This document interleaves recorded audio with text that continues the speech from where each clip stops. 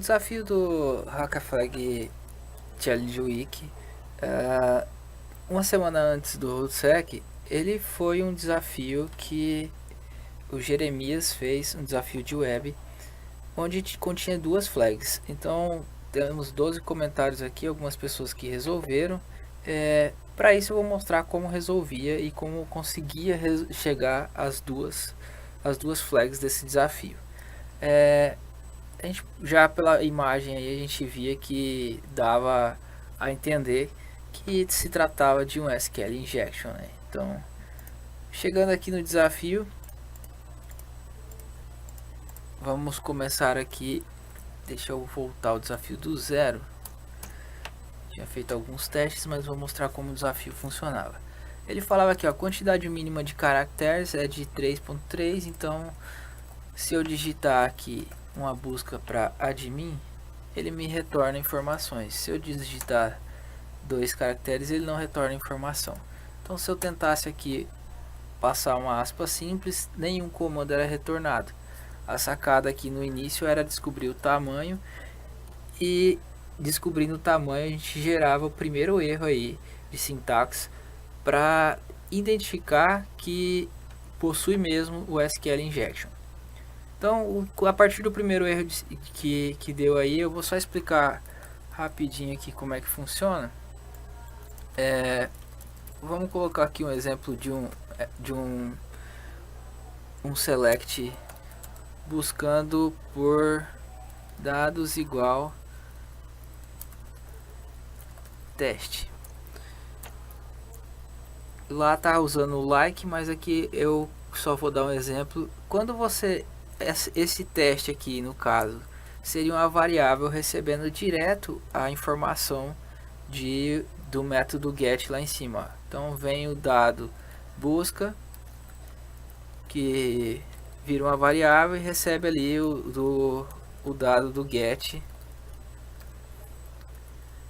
busca. E aí esse busca tá vindo direto para a instrução SQL. Então tudo que passa lá no get, ele vem aqui para a instrução. E quando ele passa o admin e ele passa uma aspa simples aqui a mais, então ele quebra e fica uma aspa pendente aqui nesse meio tempo aqui, que quebra a consulta e dá esse erro de sintaxe. Então a primeira forma aí é mostrar que você conseguiu chegar no erro e trazer a flag. Então, para conseguir e aqui ele falava, ó, aspas são problemáticas, falta uma flag. Então, para a gente conseguir a próxima flag do desafio, tem as técnicas de SQL injection para a gente poder chegar nas informações aí do banco. Então, o primeiro passo é a gente testar aí se o union está funcionando. Então, vamos fazer um teste aqui para descobrir quantas colunas esse banco possui. O que a gente pode fazer é utilizar o union select, e aí você vai testando. Como passando a aspa simples ele dá o erro, ele quebra a consulta. Deixa eu voltar aqui. O que a gente precisa fazer depois que passa essa aspa aqui, ó, que está recebendo, isso aqui está vindo do formulário. Então, para finalizar esse resto aqui, para não dar mais erro, a gente pode utilizar aí a técnica de comentar. Então, o cerquilha ele comenta, ou o traço mais aí ele também finaliza essa consulta, e aí você pode ter uma consulta funcional. Então, para isso eu preciso comentar aqui e fazer o primeiro teste aí para ver. Ele falou que a quantidade de você tem um número diferente de colunas, né? Então eu selecionei aí, mas eu tenho um número de colunas no select que é maior, que é diferente aí. Então vamos voltar aqui, fazer o union novamente para a gente chegar até o resultado. Você pode ir testando. Eu vou já pular aqui para o 5, ó, ele ainda continua dando erro.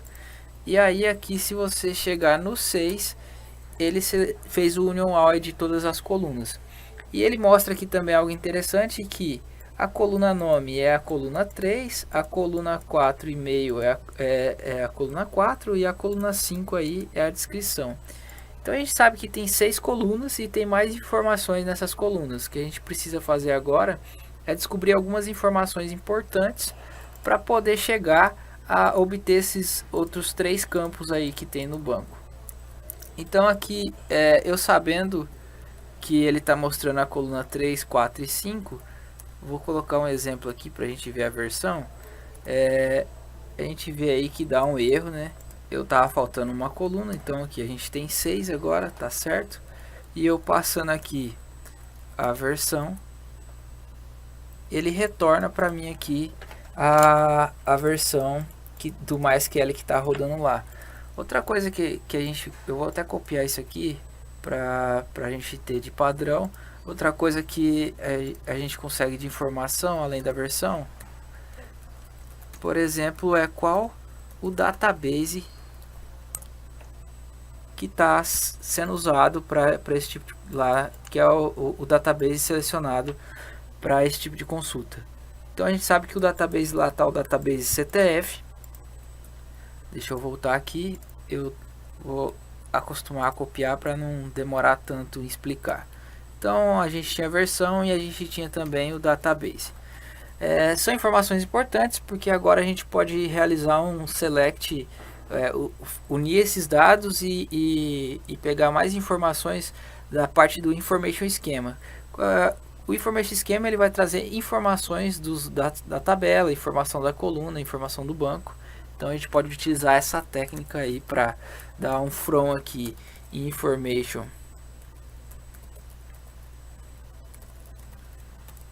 schema e para pegar, para a gente ver quais são as tabelas que tem nesse banco. Então eu posso passar uma consulta query em table underline esquema e aqui eu vou colocar o database para que ele possa fazer esse select aí. Então eu estou fazendo aqui, ó, eu vou pegar uma informação que tem nessa tabela aqui, information.tables, esquema.tables. Eu estou passando como parâmetro de filtro o table esquema e estou passando aqui o banco de dados. Então o nosso banco de dados é CTF, ele já está pegando aqui. Desse retorno eu preciso que a informação seja retornada o table underline name. Então vamos ver se funcionou. Ele retornou aqui para mim que eu estou no database CTF e o table, as tabelas existentes lá é a tabela users. Qual que é o próximo passo agora? Eu preciso, além de descobrir o banco, a tabela, eu preciso descobrir todos os campos que tinha para poder chegar no resultado esperado, que era aqueles outros 3 campos que a gente não tinha conseguido informação. Então vamos lá, próximo passo aqui eu vou copiar, a gente vai fazer agora um select para pegar, em vez de tabela, a gente vai trocar aqui para colunas.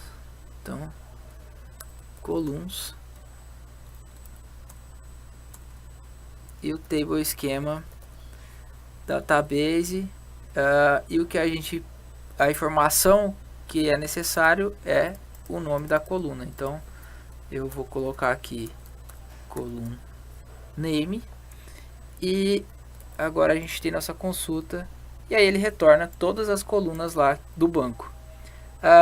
As colunas que não estavam sendo mostradas, que no caso era o nome estava sendo mostrado, o e-mail estava sendo mostrado e a descrição estava sendo mostrada. Então a gente tinha a ID que não estava sendo mostrado, os pontos que não estava sendo mostrado e o password. E agora tá fácil, né? Agora é só realizar aí o select union select. Vamos colocar aqui os 6 campos.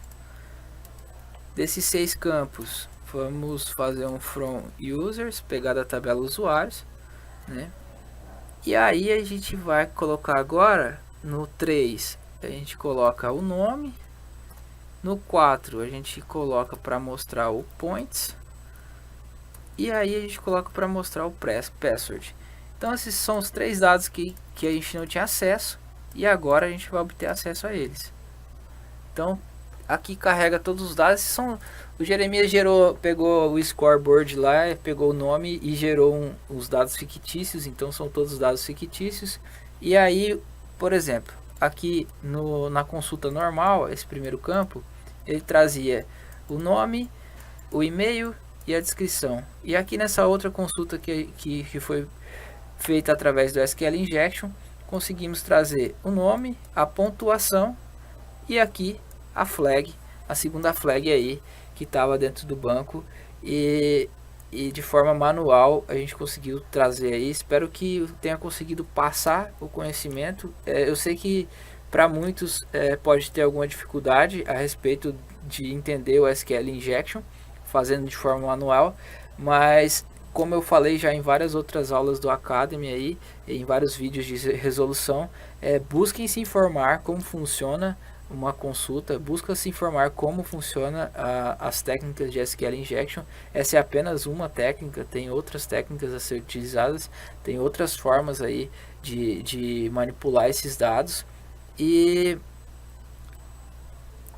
testem de novo, resolvam o desafio novamente aí, testando seus conhecimentos. Aproveitem que vocês têm um lugar para testar, onde é permitido fazer esse tipo de invasão.